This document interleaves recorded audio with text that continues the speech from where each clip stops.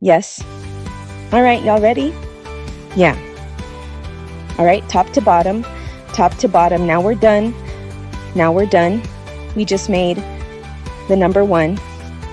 Half a heart, half a heart. We're not through. Slide to the right. Now that's the 2. Backward C, backward C.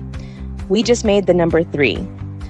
Number 3, down and over, down and over, down. Some more.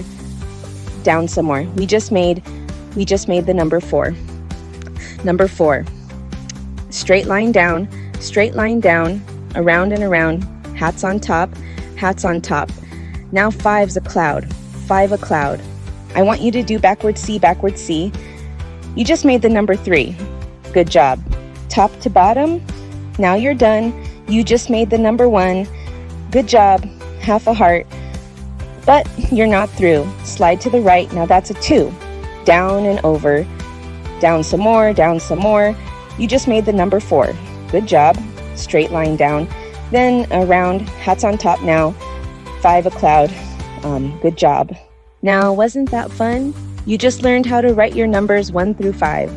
I am so proud of you all.